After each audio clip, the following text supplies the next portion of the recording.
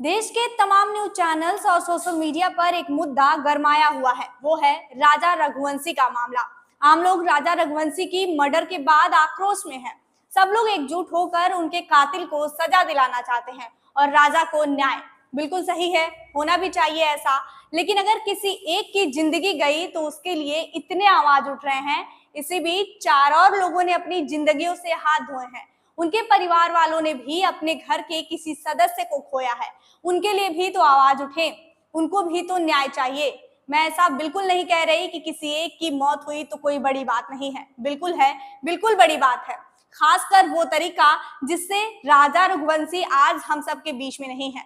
लेकिन उनके साथ ही उन 4 लोगों की भी बात जरूर होनी चाहिए। लेकिन नहीं, वो मामला एकदम से दबा हुआ है क्योंकि उसमें प्रशासन पर उंगली उठेगी। राजा रघुवंशी की केस में तो उसकी पत्नी सोनम से सवाल किए जा रहे हैं, उस पर तमाम तरह के आरोप लग रहे हैं। ताबड़तोड़ एक्शन लिया जा रहा है क्योंकि उसने राजा की जिंदगी के साथ खिलवाड़ किया। लेकिन जहां 4 लोगों की जान चली गई, हजारों लोगों के सुरक्षा पर सवाल था, उस पर तो कोई बात ही नहीं हो रही है। क्या है पूरा मामला, आपको बताएंगे। उससे पहले नमस्कार, मैं हूं आंचल और आप देख रहे हैं बेधड़क खबर।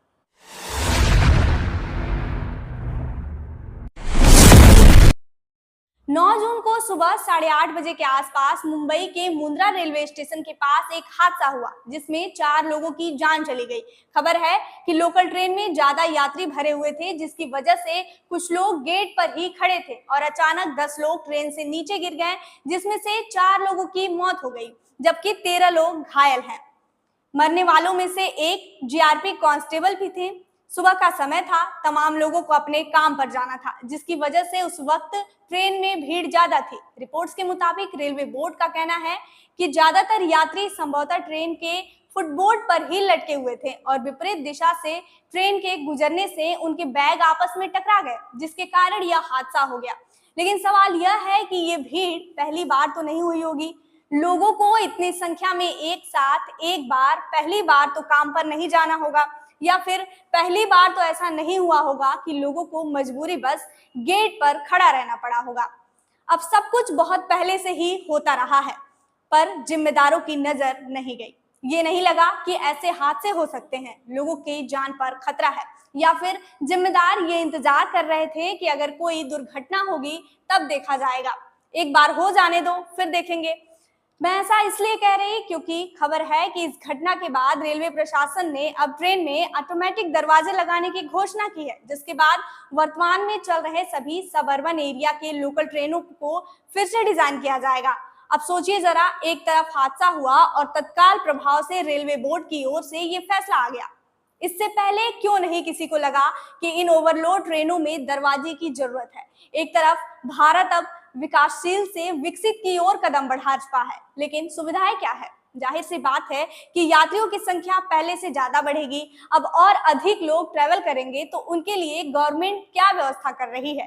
क्योंकि मुंबई लोकल ट्रेन का नाम सुनते ही दिमाग में तो बस भीड़ वाली और गर्मी से लथपथ लोगों का सीन बन जाता है। भारत में ट्रेन हादसे हमेशा से ही बड़ा मुद्दा रहा है। इससे पहले महाराष्ट्र में हुए ट्रेन हादसों की बात करें तो जनवरी में महाराष्ट्र के जलगांव में ट्रेन हादसा हुआ था। लखनऊ में मुंबई से जा रही एक ट्रेन में सवार यात्री महाराष्ट्र के जलगांव में हादसे के शिकार हो गए और 12 लोगों की मौत हो गई। उस वक्त ट्रेन में आग लगने की अफवाह से यात्री ने चैन पुल कर दी और जब ट्रेन रुकी तो यात्री घबराकर ट्रेन से कूदने लगे। उसी दौरान दूसरे ट्रैक से एक ट्रेन जा रही थी जिसने यात्रियों को कुचल दिया। दूसरे हादसे की बात करें तो पिछले साल अक्टूबर में मुंबई के बांद्रा टर्मिनस पर भगदड़ मचने से 10 लोगों की मौत हो गई। इसके अलावा हाल की देश की बड़ी हादसे की बात करें तो उड़ीसा के कोरोमंडल एक्सप्रेस एक मालगाड़ी से टकरा गई। दोनों ट्रेनों के बिखरे डिब्बों से हावड़ा बेंगलुरु एक्सप्रेस टकरा गई, जिसमें 293 से ज्यादा लोगों की मौत की खबर सामने आई। सवाल यह है कि बार बार इन ट्रेन हादसों से लोगों के जान जाने का सिलसिला कब खत्म होगा? हालांकि वर्तमान मामले में महाराष्ट्र के डिप्टी सीएम अजीत पवार ने कहा है कि ये मौतें लोकल ट्रेन में भीड़ भाड़ और यात्रियों की सुरक्षा पर ध्यान देने की जरूरत को उजागर करती हैं। इसके अलावा एकनाथ शिंदे ने भी कहा है कि भारतीय रेलवे की हाई लेवल कमेटी मामले की जांच करेगी, तभी सच्चाई सामने आएगी और अगर कोई दोषी पाया गया तो उस पर सख्त कार्रवाई की जाएगी। कुल मिलाकर मामला यह है कि जहां रेलवे प्रशासन को सबसे पहले यात्रियों की सुरक्षा को लेकर सतर्क रहना चाहिए, तो वहीं हादसा हो जाने के बाद इस पर ध्यान दिया जाता है। फिर भी कहीं ना कहीं फिर से लापरवाही होती है और लोगों को अपनी जान गंवानी पड़ती है। तो कहने का मतलब यह है कि राजा रघुवंशी का मामला काफी गंभीर है। जैसे उस पर सवाल उठ रहे हैं, वैसे ही उन 4 लोगों के लिए भी सवाल उठने चाहिए जिन्होंने प्रशासन की गलती की वजह से अपनी जान गंवा दी। अगर मेरी बातों से आप सहमत हैं तो कमेंट बॉक्स में अपनी राय जरूर दीजिएगा। तब तक के लिए देखते रहिए बेधड़क खबर।